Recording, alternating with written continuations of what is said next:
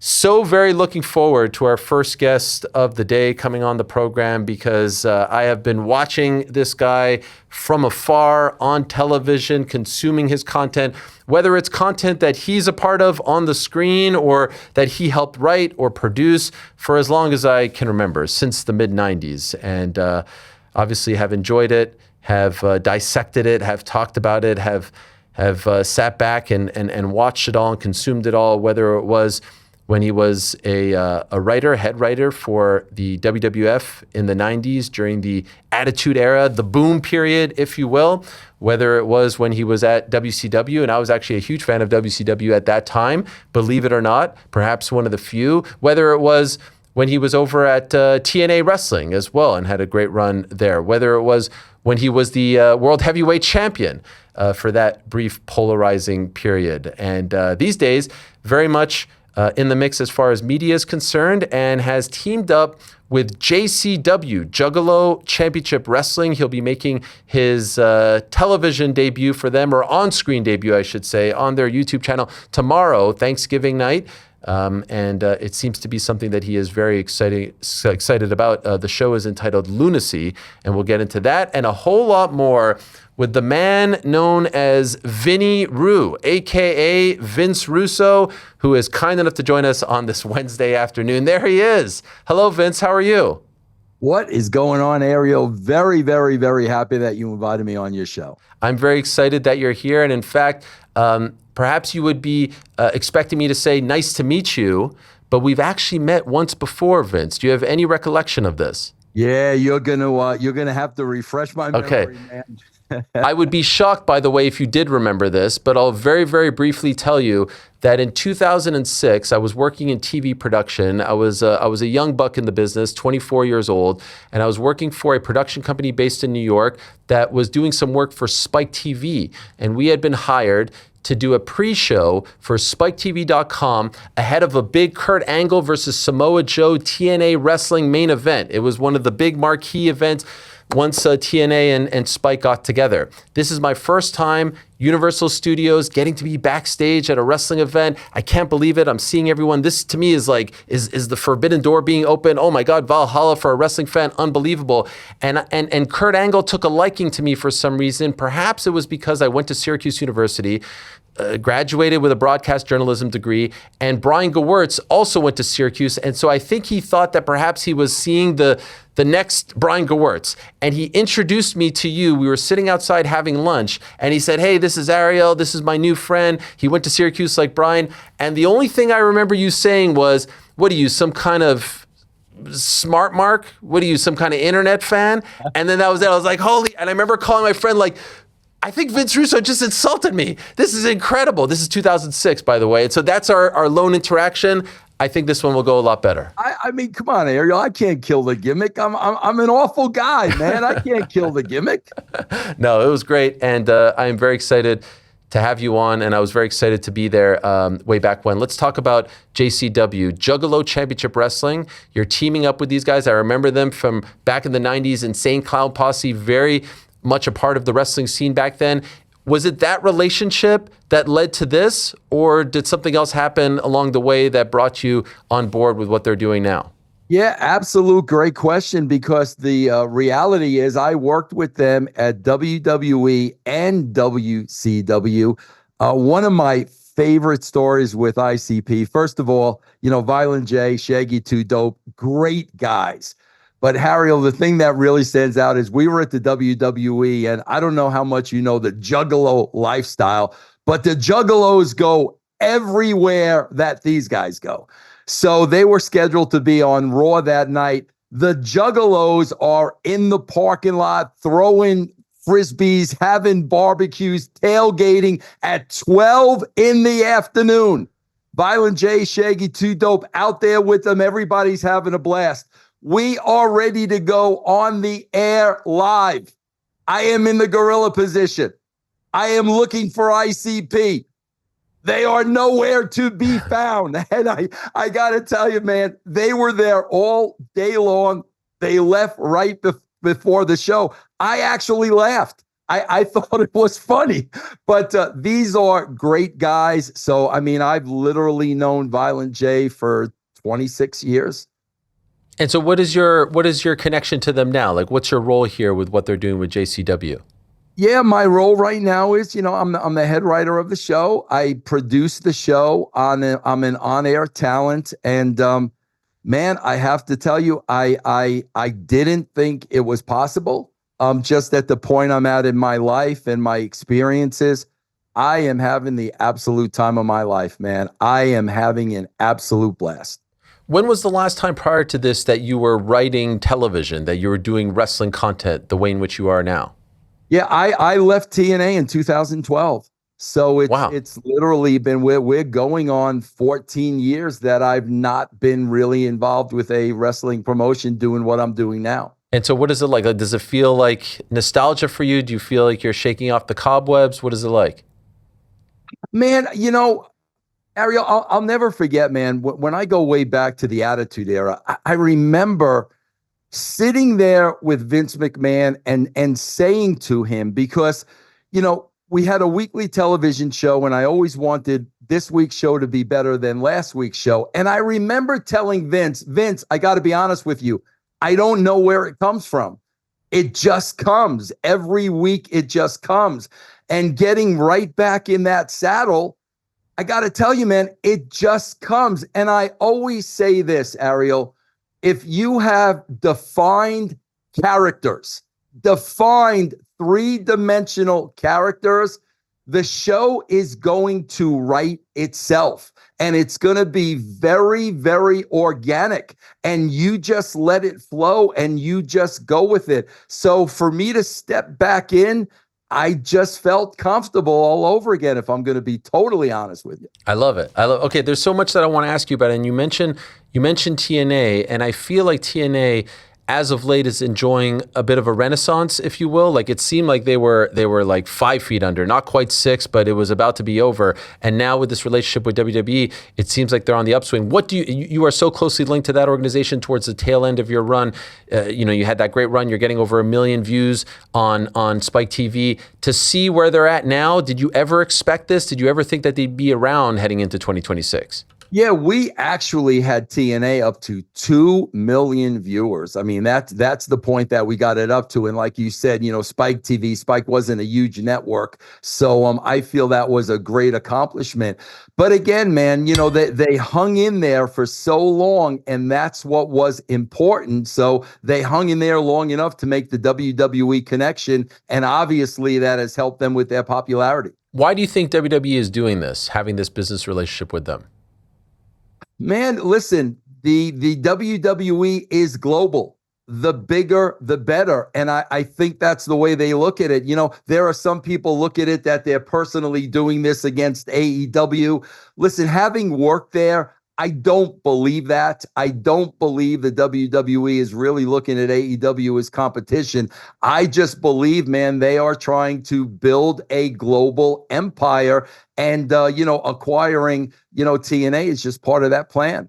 So, okay, that's interesting. You say that you don't believe that WWE views AEW as competition, yet they do actively counter-program them. And so why do you think they do that? I mean, it's not a coincidence, right, that they're popping up on the same days as their big shows. So why do you think they do that? I think they do that to F with them. I think they do that because they can. And there's a lot of that involved in wrestling. There's a lot of showmanship involved in wrestling. And listen, man, here's the bottom line. If they can do that, then Tony Khan can do the same exact thing. Wrestling games have been going on forever. I remember when Nitro was beating us and we drove a tank to their building. This wrestling wars have been going on forever. But I really do believe that the picture for the WWE is just much, much bigger than AEW being competition. Do you think that part of the reason, or I guess a byproduct of them doing this, it's sort of like, rising tide lifts all boats? In those days that you're referring to, around 10 or so million people were watching wrestling on a Monday night, 6 here, 4 here, 7, 3, whatever it is. And do you think that this just kind of helps everyone? Or do you think that ultimately this will kill AEW? This will hurt them to the point where no one is watching them? Well, It will kill you if you allow it to kill you. You know, obviously, Tony Khan is in charge of his company. And I'm going to tell you this, and I could tell you this based on experience. If you have a good product, if you have good television, if you have good stories, if you have good characters, people are going to watch. And that really is the bottom line, man. You have to have a good show. I'll never forget the most important thing Vince McMahon said to me, because a lot of times today, Ariel, you'll get a weak number and here come the excuses. This was on and that was on and this was on this. I remember Vince McMahon said to me, Vince, if it's good, they'll watch it. Period. End of story. I don't care what's on the other channels. It means nothing to me. If you have a good product, they will watch it. Is the AEW product good in your opinion? Ariel, I watched the first 15 months of AEW. I watched it out of the gate because I wanted to give it a shot. And after 15 months, I remember this clearly. I turned 60 years old in January, 5 years ago. And when I hit that point, I was like, you know what? I'm 60 now. I'm towards the tail end. I cannot waste any more of my time. And in the year and a half or 15 months that I watched AEW, they just did not hook me. And quite frankly, I stopped watching when I turned 60. I'm going on 5 years now where I haven't watched the product. And again, what that comes down to is I gave them 15 months. And in that 15 months as a television viewer, they did not hook me. What did they do wrong? What were they not getting? Why were they not hooking you? Wrestling, wrestling, wrestling, wrestling, wrestling, wrestling, wrestling. I am not a wrestling guy, Ariel. I am a entertainment guy. I am a storyline guy. I am a character guy. And it was for me, and this is for me, some people love it. For me, it was just way too much wrestling for me. So you know what it's like to write a TV show on a weekly basis, sometimes multiple, right? Tony Khan right now has that job. He's the CEO. He's the head booker. He's all that. Plus, is in a very important position for an NFL team, the Jacksonville Jaguars, plus a Premier League football team, Fulham. He's got this analytics business as well. Knowing what it's like to be a head writer, are you shocked that he is able to do all of this at the same time, that he's able to have all these different jobs? I'm not shocked, but the question is he doing it well? And what I mean by that is, listen, we've had 6 years to grow these numbers. Have these numbers grown in 6 years? That's what I'm looking at. I'm looking at the same thing with the WWE. Have these numbers grown? I understand social media. I understand hits. I understand, globally and international. I understand all that. But the bottom line is, has your television product increased over the last 5 years? And it hasn't. So, and I've got to tell you this, Ariel, listen, it's a full-time job. There's no question about it. When I was writing just Raw before SmackDown, it was 24/7. No question about it. So the fact of the matter that Tony is doing all these things, and God bless Tony. I mean, seriously, the dude's a workhorse. But I'm here to tell you, this is a full-time job. And you are not going to have, maximum audience unless you're doing this full time. It is not a part-time job. By the way, I enjoy all the wrestling content, the YouTube channels and all this stuff. And I do believe, if I'm getting this right, you, Eric Bischoff, Jim Cornette, probably not, going on a dinner date or the best of friends, but you all agree as far as your criticisms towards Tony Khan and AEW. There is something to that, right? Like, it seems like a lot of the old guard, if you will, and I say that with the utmost respect, all are preaching for him to make changes. Do you think he pays attention to any of you? Do you think he listens to any of this? Ariel, let me tell you basically what the problem is. And this is the problem with wrestling in general. This is the problem with the WWE. This is the problem with AEW. They only want to hear the positive. They don't want to hear people like Vince Russo and those other people you mentioned. That's why I'm with JCW, because Violent J wanted to know, Vince, what do we have to do here? Here's the problem. Triple H and Tony Khan are writing a wrestling show that they like. And by writing a wrestling show that they like, they have turned the audience into a niche audience, because there's only a niche audience that likes 90% wrestling. It's not about what they like. When I write for JCW, I'm not writing a Vince Russo show. I'm writing a show for the masses. I'm writing a show for the world.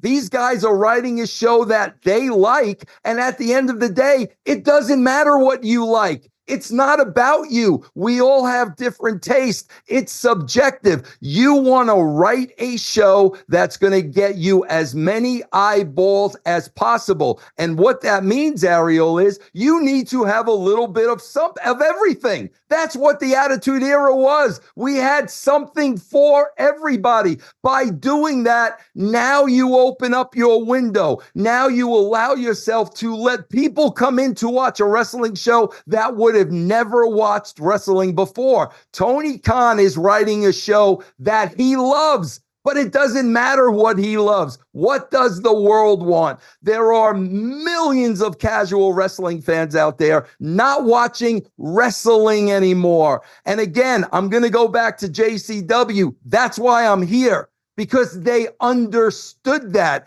And Violent J knew we've got to go above and beyond those that watch wrestling on a weekly basis. There's an entire world out there that's not watching anymore. Okay, so to expand on that, what is your take on the current state of WWE? Are you watching it unlike AEW? Are you keeping up to speed with it?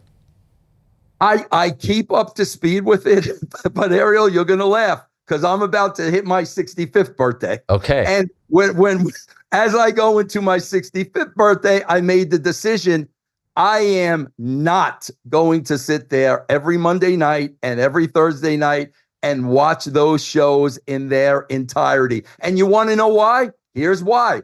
I consider myself a casual television viewer. They have not earned my viewing. It's that simple. It goes back to Vince McMahon. If it's good, they'll watch it. For me and my taste and what I look for in a wrestling show, WWE and the product they're putting out right now does not interest me one iota. I keep my finger on the pulse. I need to know what's going on because I've been podcasting for 10 years now with Russo's brand. So I got to know what's going on. But the days of sitting through 5 hours, 6 hours of wrestling a week, those days are over. And so did you feel this way for the last couple of years, like since Triple H took over? Because from afar, it seemed like the Bloodline stuff, the Cody stuff, like a lot of this was getting love and praise. Were you not even feeling it at that point either, once he took over from Vince? Yeah, Ariel, I was not feeling it at that point because I am a writer. I am looking at this as a writer. So I am looking for characters. I am looking for storyline. That's what I'm looking for. And man, it's been much, much, much longer than that. I can't tell you when I honestly did enjoy the WWE. And again, I want to be clear. That's my opinion. Sure. This is subjective. That's the way I look at it. I'm looking for the entertainment aspect. And everything in wrestling it's all about the match.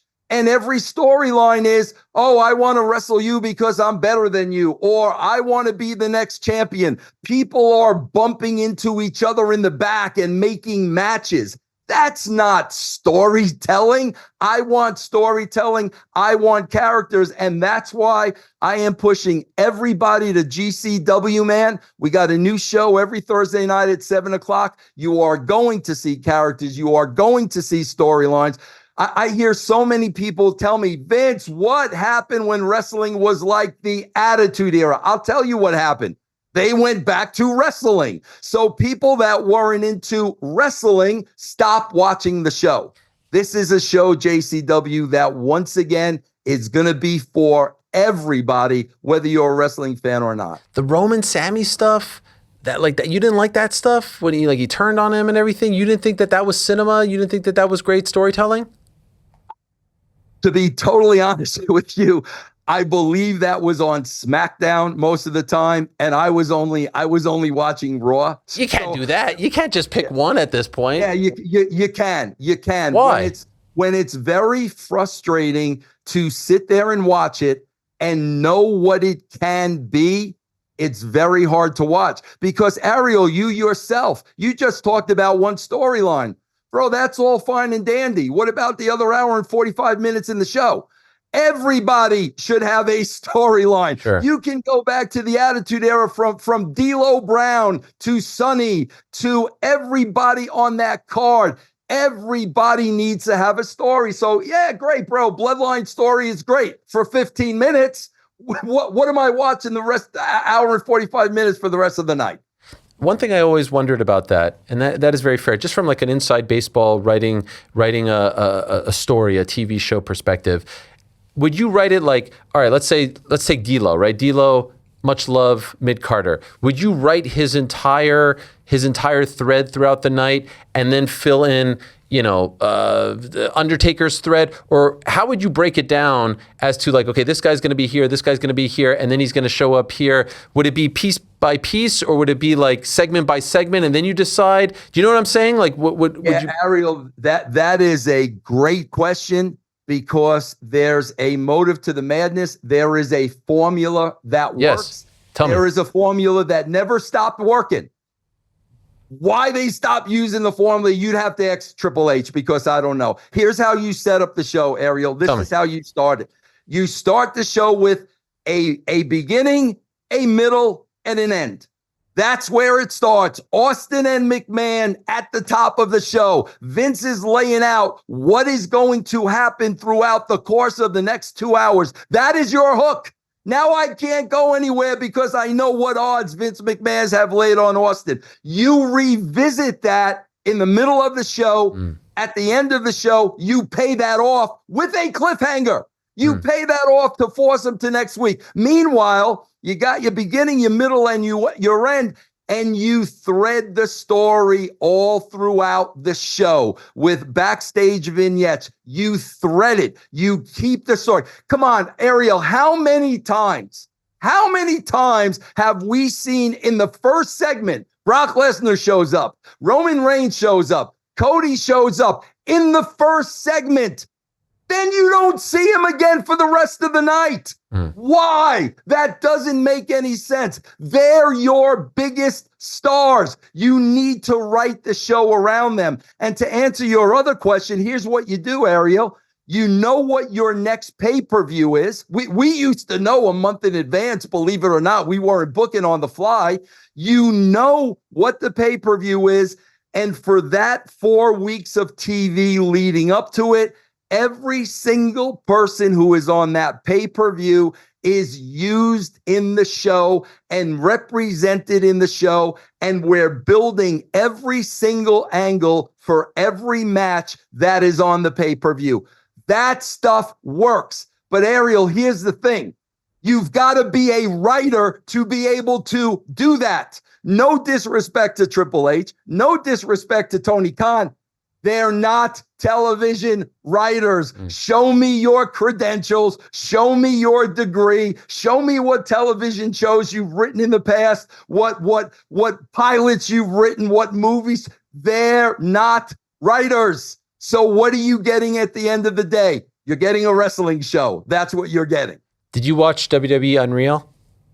Yes, I did. Yes. What did you think of the decision to expose as much as they did? And from what you saw of the writing, meetings, conversations, you were there, right? You experienced it. How much of that was a work and how much of that was a shoot that we saw? That's a great question, Ariel. And I got to tell you, I enjoyed the show. And I'll tell you why I enjoyed it, because here was my mindset going in. Bro, they're going to work us. They're in control of this show. They're going to allow you to see what they want you to see. However, here's what they didn't realize. When you're smart enough and you know the business, you're going to read between the lines and you're really going to see what's going on. And that's what I took away from it. I know what they're trying to get across, but when the guard is down, they're letting us see things that I don't think they wanted us to see. And that's why, I mean, I far more, I'll give you a perfect example. Here's a perfect example. Chelsea Green. Remember there was that episode, I actually think it was episode 3 because I'm a huge fan of Chelsea's. There's that episode where they're putting the belt on Chelsea. Chelsea's been using the same finisher for God knows how many years. All of a sudden, they wanted to use a different finisher. And she's turning to them and asking them why, and nobody's giving her an explanation. Somebody in the business that knows, they're testing Chelsea.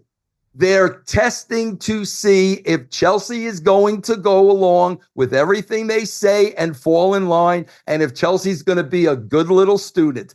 That's what's going on. So when you really know the business, you can watch this. And here's another thing, Ariel, I took away that I got to be, I almost wanted to vomit in my own mouth.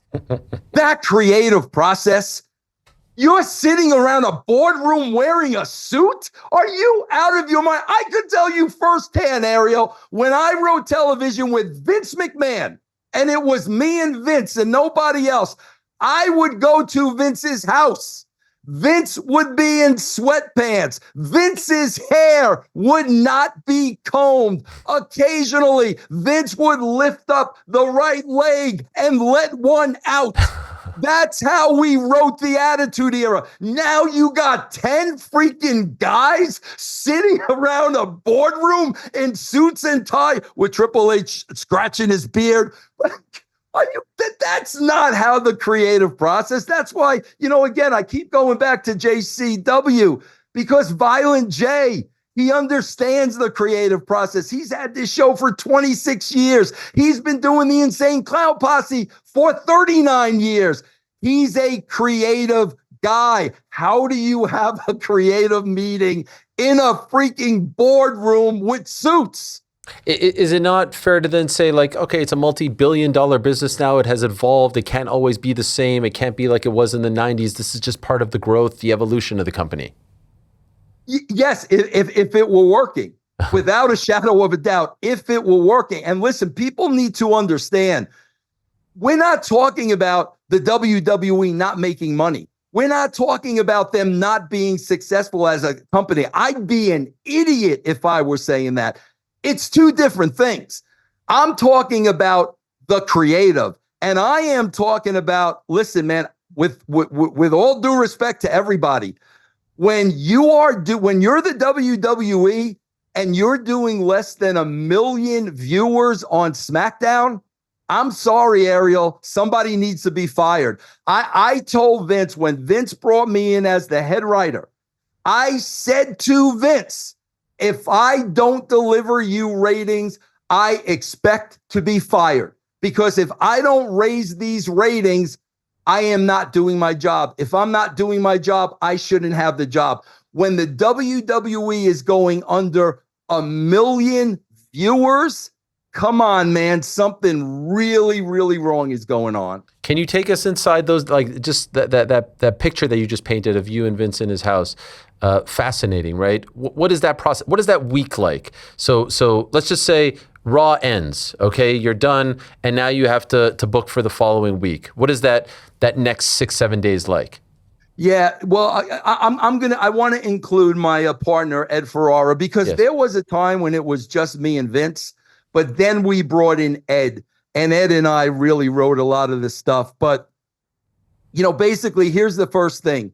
We make sure we watch the show back because somebody might have went into business for themselves and did something that we didn't write. And now we've got to make sure it's covered. So we've got to watch the show.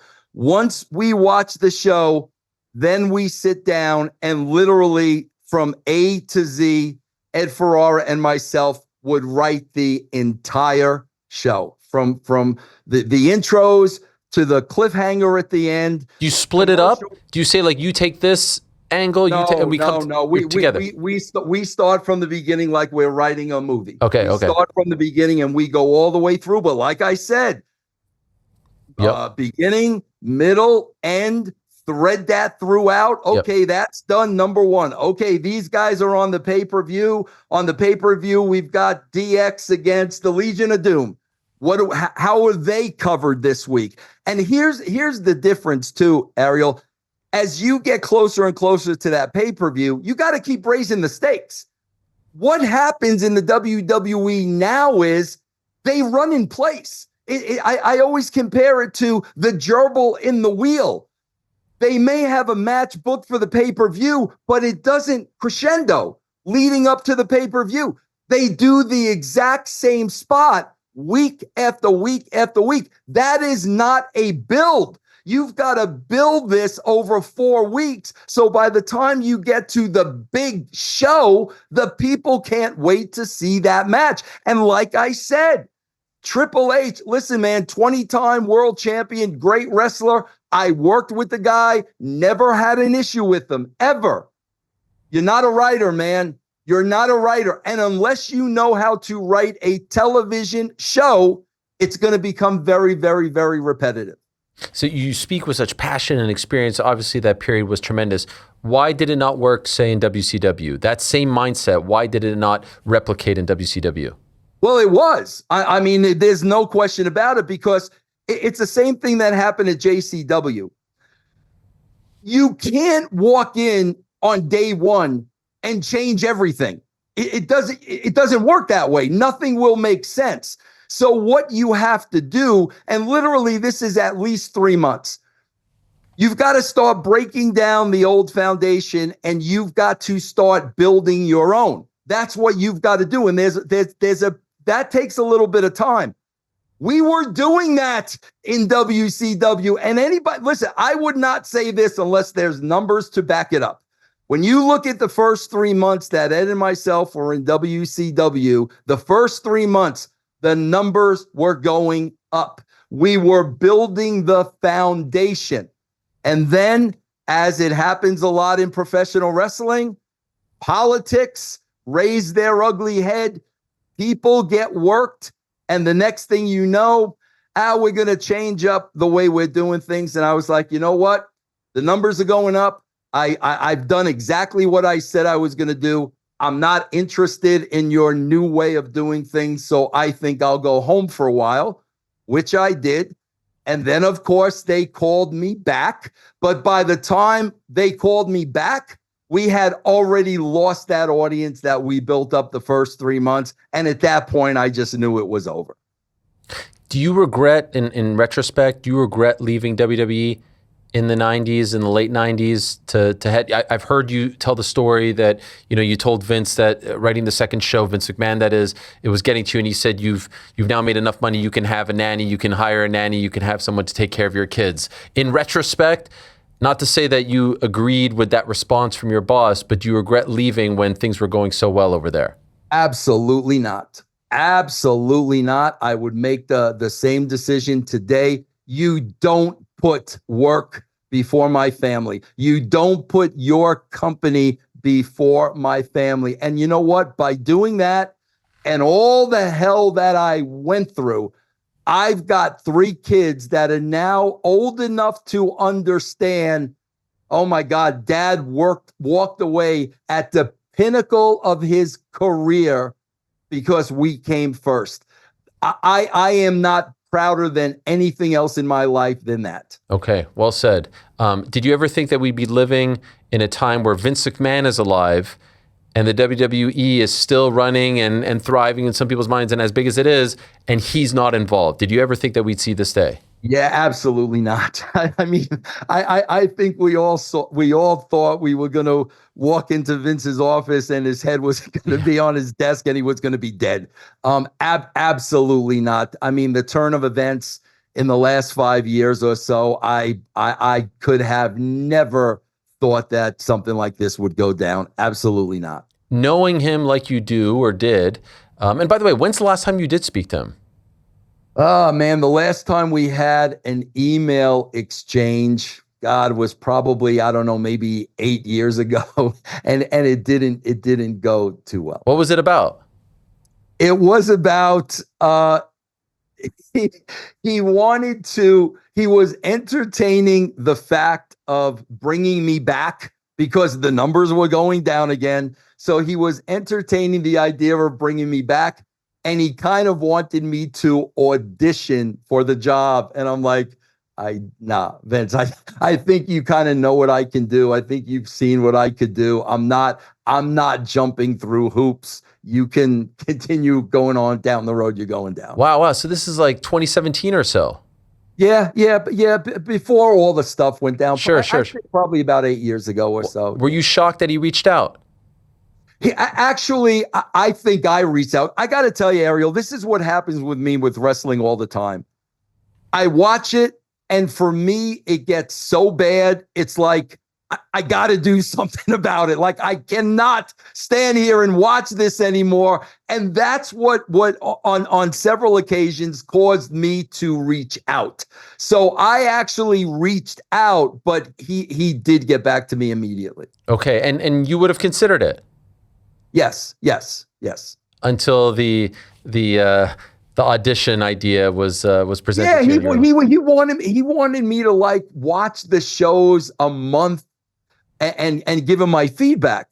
So I came back with, okay, no problem. And what are you paying me for that month? And he hit me with, hey, you should be thrilled to have this kind of opportunity. And I'm like, Vince, I'm not a kid just out of college. I'm not working for free. I'm not watching the shows. If you want to compensate me, no problem. But the days of me doing anything for free are long gone. And Ariel, I'll be honest, he got pretty nasty with me. And the last email was really nasty. He was hitting me below the belt. Oh my! And I didn't even answer it. I'm like, okay, and I didn't even answer it. Like personal insults? Yeah, personal insults. Yeah. Knowing him like you do, how much do you think it's killing him that he is not a part of WWE anymore? Oh, killing him. Absolutely. This is who this man is. There was nothing else in Vince's life but the WWE. People don't believe me when I tell them this. Ariel, he never watched the competition. He had no idea who was in ECW. He never watched WCW. I'll never forget when he brought Austin in. And I sat down with him and he was giving me direction on Steve Austin. And he said to me, Vince, Steve Austin is to be the ringmaster and he's never to say a word. I knew he never saw Austin, and I knew he had no idea who Stunning Steve Austin was. And I had to sit there and say, Vince, are you like Steve Austin can talk, Vince? It was WWE 24/7, period. That's all it was. I can't imagine, Ariel. I honestly can't. I can't imagine what the man is going through right now. I really can't. When you look back at that era and the Attitude Era, and everyone looks back at it with such reverence and nostalgia, what do you consider the absolute apex? Is there an angle, a moment, a match, an episode that you consider the absolute high mark of that period? I have to tell you this, and this is where we can really look at where was wrestling and where is wrestling. And Ariel, we were in a situation where it was 24/7. That's why I said, Tony Khan, God bless you, man. This is a full-time job. You can't be flying off to Jacksonville and Fulham. This is a full-time job. So, Ariel, we were so wrapped up in the show on a daily basis. You never stopped and smelt the roses. A lot of people ask me, Vince, when you finally broke the 83 weeks, what was that like? And I'm like, it was like another show. There's another show to write next week. We never stopped to smell the roses. And Ariel, I'll never forget, I was able to get like 1 day off. And on that 1 day, my kids were very young, and I took them to Universal Studios. And it's in the summer, and there's a sea of people. And now I'm outside, and I'm looking. I swear to you, every fourth person had an Austin 316 shirt on. Wow. And I saw this and that's when it hit me like, holy shit, like, wow. Like That's when it hit me. And here's why I bring this up. Do we ever see wrestling shirts out in public anymore? I cannot tell you the last time I saw one wrestling shirt worn in public. Bro, that tells you everything. That tells you everything, because I remember that vividly. And then, of course, you talk about NWO and where those shirts were. You have to look for a wrestling shirt today to find one. It is a good point. It's a good point, no doubt. Is it true, Vince? And by the way, I'm enjoying this so much, and I really appreciate the passion and you taking this trip down memory lane with us, and also plugging tomorrow, JCW Lunacy on YouTube, your debut, I believe, at 7 p.m., right? 7 p.m. tomorrow Eastern. Yep. I was in attendance in Montreal for the screw job. I'm from Montreal. I was in the rafters as a fan, 1997. I'm 15 years old. I loved Brett. He was my guy. Is it true that it was your idea to capitalize on the black eye and do that interview with Jim Ross? Because to me, that's the real turning point. It could have just been a moment that everyone tried to forget, but the turning point is Mr. McMahon, Brett screwed Brett, that line. That's the ultimate heel line. Was that your idea? Twofold, Ariel, because I don't take credit for things that weren't mine, but I remember this. It's the next day.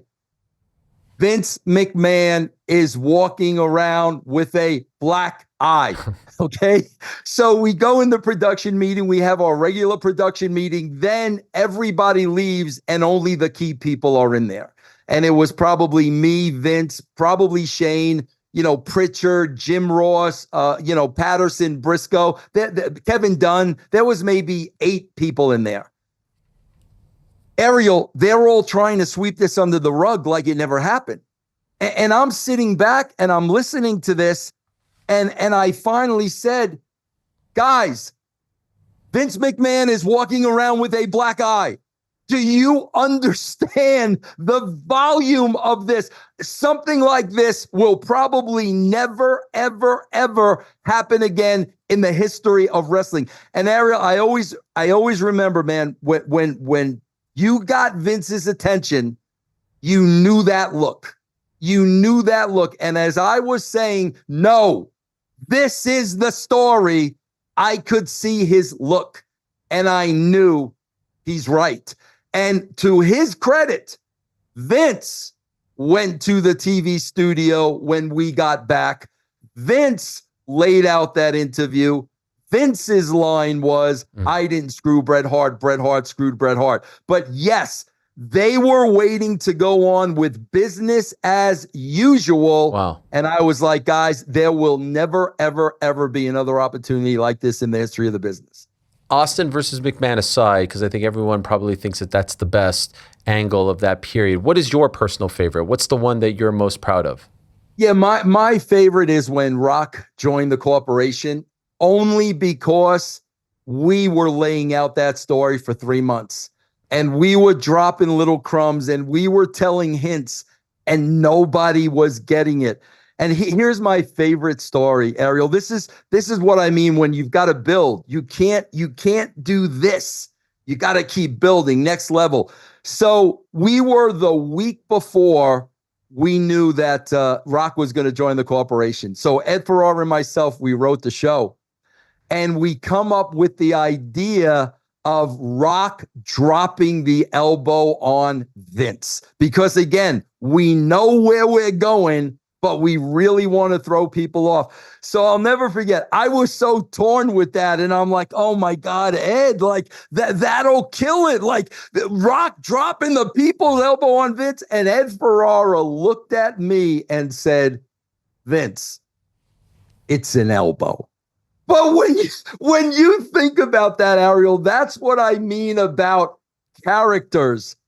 It was just an elbow, but the way The Rock sold the elbow and delivered the elbow, he even had the writer convinced that he was killing the guy. So that, because there was a lot of storytelling in Rock joining the corp, so that will always be my favorite. Do you still have a relationship with Ed?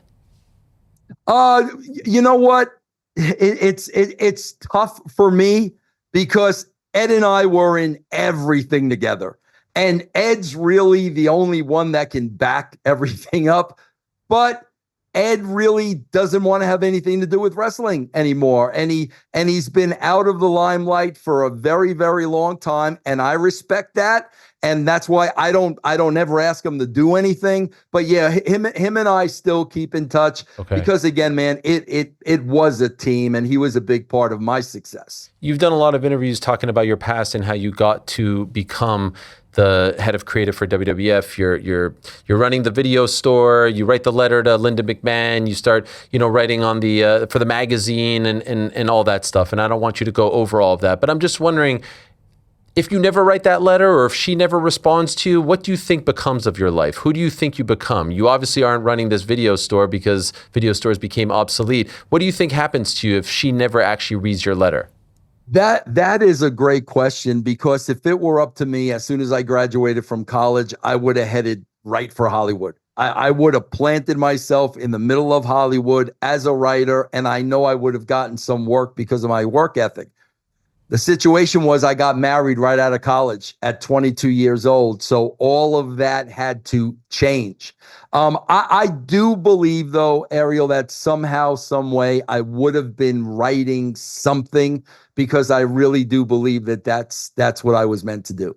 Okay. Outside of wrestling, just TV, movies, something like that. Yeah, absolutely. Yes. Yeah. Yeah. The number one question that I was asked when I mentioned to people that you were coming on, I don't know if you can guess this, is ask them about Jim Cornette. Ask them about the beef with Jim Cornette, the feud with Jim Cornette. What's going on between you and Jim Cornette? You are both killing it online. You have YouTube channels, you've got podcasts, you've got all this stuff, and yet it doesn't seem like you are the best of pals. What's the issue there? It's a couple of things, Ariel. First of all, let me make one thing perfectly clear.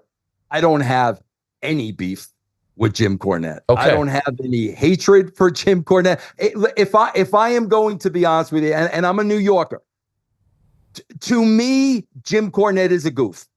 To me, Jim Cornette has always been a goof. So a goof is not going to upset me. Here's what happened, Ariel. It's real easy, and it's twofold. Number one, how did the hatred start? It's real simple. Vince McMahon chose me over Jim Cornette. Years later, Dixie Carter chose me over Jim Cornette. Rather than Jim Cornette look himself in the mirror and say, wait a minute, why Russo? Why didn't they choose me? What do I need to work on? What do I need to improve on? Rather than him do that, it was my fault. It was my fault that they chose me over him. It had nothing to do with him. It was my fault. Now you add to that, I have become part of Jim Cornette's shtick. His cult of Cornette, whatever it is, they expect Cornette to rip on every single thing I do and to cut promos on me and to call me a Yankee and a shit stain. He's made it part of his act. But I got to tell you, man, here's what Jim doesn't understand. And Jim, if you're listening, or somebody will smarten you up to this, please continue to do this. Of course, when it got out of me writing for GCW, Jim Cornette had a picnic. And I saw 90,000 views or whatever it was. And listen, I publicly said, Jim, thank you. Thank you very, very much for letting people know I am now writing and working for JCW. I appreciate the press. I appreciate the publicity. And obviously, we know with every show that I write, he's going to be the first one to rip it apart. Great. I hope you continue to do it. You got a great following. The more people you can let know about JCW, the better. But to be perfectly clear, Ariel, I do not have a hateful bone in my body whatsoever for Jim Cornette. If you saw him in a hallway, in a hotel, a convention, whatever, you'd shake his hand and say hello? Ariel, I have offered to have public debates. Oh, that would be something. Jim Cornette, with Jim and Eric Bischoff, both of them. These guys will not get in front of me. Listen, man, this is the way I look at it. And again, I'm a New Yorker. If I think somebody is a liar and every word out of their mouth is a lie, and I can get them face to face and expose them, Bro, I am going to be all over that. I am going to be all, but yet these guys have claimed for 25 years, every word out of my mouth is a lie. So I have said, no problem. Let's debate that. I even said to Cornette, Jim, let's do it online. We'll have a debate. All the money goes to Cauliflower Alley. I don't want a penny. Give all the money.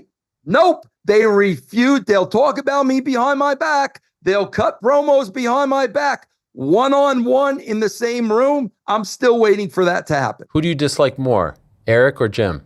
Well, Jim's a goof, so he can't help himself. Let's be honest. Listen, Ariel, if there is one person I don't like in the wrestling business, and there is only one person I don't like, and it's Eric Bischoff.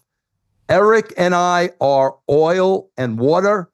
We are complete opposites. We never got along. Eric made the decision from day one. I am going to be a dick to Vince Russo, and he has been a dick to Vince Russo. And quite frankly, out of everybody I've ever worked with, he is the only one that I can honestly say I do not like that guy. Was that off the jump or in the early days of you were jump? Like off the jump. Day one. Off the jump. Because, Day one. Do you think it was because you were enemies and now forced to work together? Do you why do you think that was? Come on, let's look at the facts. He's on this 83-week run. Vince McMahon brings in some Yahoo, Vince Russo, that nobody ever heard of. In a matter of time, the 83 weeks are over. The WWF is drumming WCW. Eric Bischoff is now out of a job, and I'm the one that they now bring in creatively at WCW. Bro, I get it. I totally get it. But my God, bro, for what is this, 1999? For the next 26 years to be spewing venom at me? Bro, I honestly, I'm going to be 65, Ariel. I think Eric's 70. Bro, you're 70 years old and still cutting promos on me? Come on, man. Let it go. Speaking of long-term booking and storytelling, one that has been a constant this year is the John Cena, final year. Last time is now culminating with this tournament final, December 13th, his final match. How do you feel like the story surrounding Cena's final year and final match has gone this year? I see you shaking your head. There were a lot of people that coached me about coming. Okay. And here's what they kept saying. Vince, you got to be positive. Vince, you got to be Vince, because if you're not positive, they're going to say you're bitter. That's what you always get. You're bitter. No, I'm not bitter. I'm telling the truth. But Ariel is asking me these questions, man. Well, I'm dying to know I don't know. I'm dying to know your answer. It's been horrible. But listen, there are two guys I never got to work with that I would have given anything to work with. Two guys. Bray Wyatt, who was an absolute genius. Thank God, man. I at least DM'd with Bray Wyatt a couple of times, and I'll never forget that. Number two, John Cena. This guy is a pro's pro. I never got to work with him. Ariel, here's what happened, and everything goes back to they're not writers, okay? Obviously, they had the story with The Rock. They had the story with Cena turning heel. If you watch Unreal, there was a time when everybody was on the same page. Rock was on the same page. We had the scene of Rock cutting the promo to Hunter and giving him this and all that. We're all on the same page. Behind the scenes, something went terribly wrong. And I really believe Rock got his ideas shot down a couple of times going back to the WrestleMania before. And I honestly believe Rock said, you know what? F it. I'm out of here. You guys can stay here and bury yourself. I really believe that's what happened. Now, here's the problem, Ariel. And as a writer, you know this. Bro, shit's going to happen. People are going to get hurt. Contracts are going to expire. People are going to be suspended. You always have to change plans. It's part of writing and wrestling. So there was some kind of a falling out. Okay, now we've got to pivot. And we got to pivot to plan B. That's all. Rock's out. We got to make an adjustment. That's where the problem lies. They were not able to pivot to a plan B. So now we've got arguably one of the faces of Mount Rushmore who gives them a year notice. A year notice. Guys, this is going to be my last year. And this is the farewell. And again, what does that come down to? You don't know how to write a show. You're not qualified how to write a show because, in my humble opinion, John Cena deserved a lot better than this. I wish I could have written that story for John Cena. Given who's available right now, who do you think should face him in his final match? Well, I would hope this, Ariel, because again, somebody please answer this for me. When they had Brock Lesnar come in and destroy John Cena, we know this is Cena's farewell tour. We know it. So now Brock Lesnar destroys him. One thing, Ariel, I'm always giving the WWE the benefit of the doubt. I'm always giving them the benefit of the doubt. So rather than me say, what are you guys doing? You're out of your mind. I said, you know what? They're going to come back to this. This is going to be Cena's last match. And Cena is going to wind up getting the revenge and beating Lesnar on his way out. I honestly believe that. Now, obviously, that's not happening.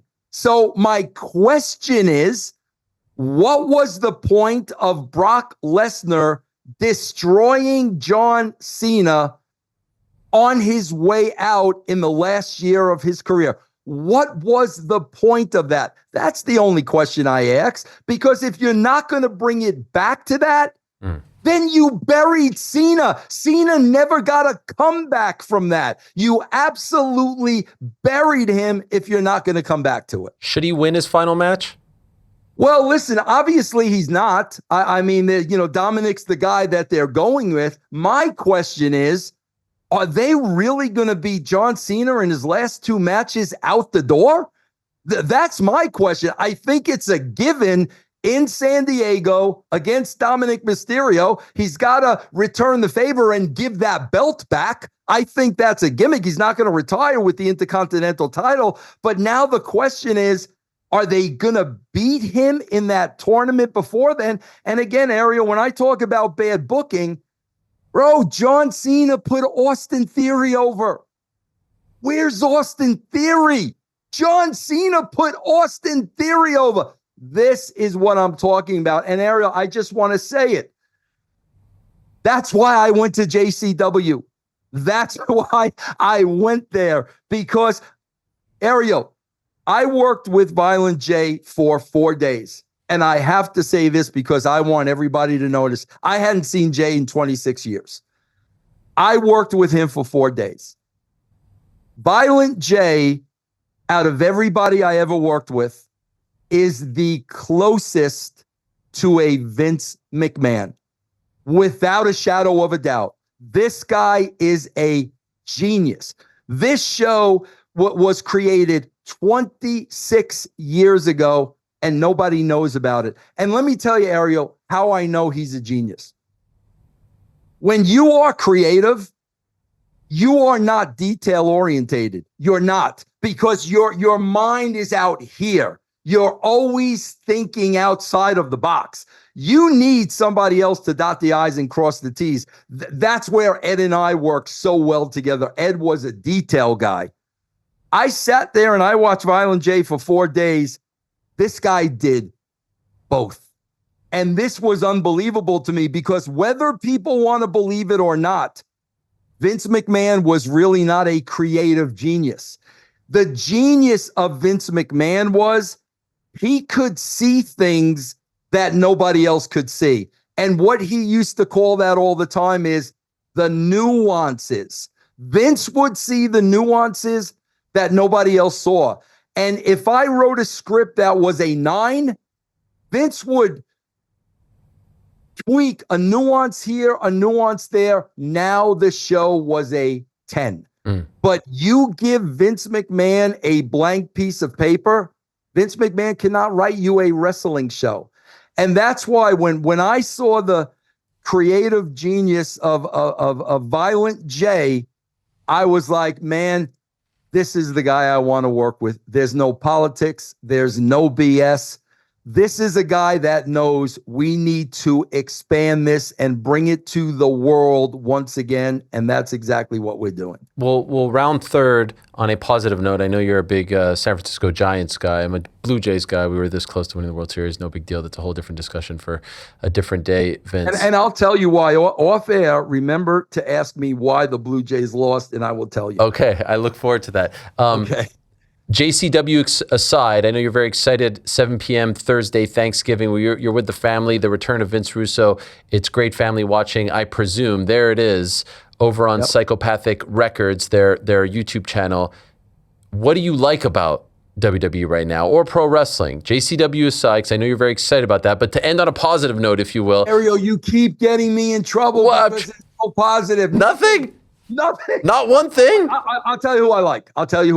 And it's really, seriously, it's embarrassing. It's embarrassing because the best guy in professional wrestling today is not a wrestler. That's embarrassing. Who's that? Logan Paul is a star. A star. Unbelievable. You talk about the it factor. This guy reeks of it. And the fact of how long he's been doing this and how good he is, listen, man, that should challenge every professional wrestler out there. And, here's another thing. And again, Ariel, I ask for questions. I ask questions. When I don't understand, I ask questions. Who in God's name did Drew McIntyre piss off? Oh, my God. Bro, this guy is a bona fide movie star. This guy can work. He looks the part. He can cut a promo. This guy is it. How do you beat him time after time after time? But I'll tell you what it is, Ariel. Some of these performers, they get the bulletproof. They get the bulletproof label. What that means is no matter what you do, no matter how many times you beat this guy, he's going to stay over. He's going to keep himself over. I think he's got that label. I think Chelsea Green has that label, and that is the kiss of death in wrestling because Drew McIntyre, without a shadow of a doubt, should definitely be one of the top 3 guys in that company. By the way, I have to be honest. I thought when you were saying, isn't a pro wrestler my favorite thing? I thought you were going to say Paul Heyman. Oh, next. Listen, Ariel, stop. You're setting me up now. You don't like Paul? You're not a Paul Heyman guy? Now you're setting me up. I love Paul. Yeah, goo ka-choo. Okay. Yes. Biggest regret of your career? Ever getting in the wrestling business. Wow. Really? Absolutely. Would not do it again. You wish you never sent that letter to Linda? Wish I never sent the letter to Linda. Wow. This is your life. This is your career. Took years off my life, but the cherry is on top of the sundae at the end of my career. And this is a godsend to me. JCW is a godsend. The talent, the people working behind the scenes. This is a godsend for me. There's been a lot of really bad experiences. Listen, man, Hulk Hogan sued me for cutting a promo on a wrestling character in the middle of the ring. Okay? Ariel, I've gone through a lot. I've been the butt of people's jokes for 30 years because I didn't pay my dues, and I wasn't the guy that was selling programs at wrestling shows when I was 5 years old. So that has always been held against me. I would not make the same decision again to get in the wrestling business, but I am so happy to be going off on a high note with JCW, man. I really am. This is a blessing for me. This has been an absolute blast. Thank you so much, Vince. What a pleasure. Truly, I really appreciate the hour. The Patreon is patreon.com/RussoTWC. You've got a YouTube channel as well, as you mentioned. The brand is over there. And I know you're kind of moving away from the YouTube and going on to the Patreon a little bit more as well, right? You've got the JCW YouTube channel, the Psychopathic Records that we just talked about right over there. That's tomorrow, 7 p.m. Eastern, Thanksgiving night, the debut of Vince Russo with Juggalo Championship Wrestling. And you're killing it, my friend. So thank you so much. I appreciate it. Great to have you on. Love picking your brain. Could have gone another 2 hours, if I'm being honest. Yes. But we'll save it for another time. And Ariel, thank you for the heat that you brought me the day before Thanksgiving. Thank you, my friend. I appreciate it. Thank you, Vince. All the best. There he is, the inimitable Vince Russo. What a guy. What energy. What energy. And I enjoyed that very much. Again, it's one of those where if you would have told 1997, 1998, even 2001 Ariel, who's going to the fan access shows and taking pictures with the likes of Edge and Christian, if Vince Russo would be on my show, how would you react? I would be pretty damn excited, and I think that lived up to it. Would love to have Jim on in the future as well, and love having these chats. Hope you guys enjoyed that as much as I did. All right, let's move along. Yeah. Did you enjoy that, Frank? Absolutely.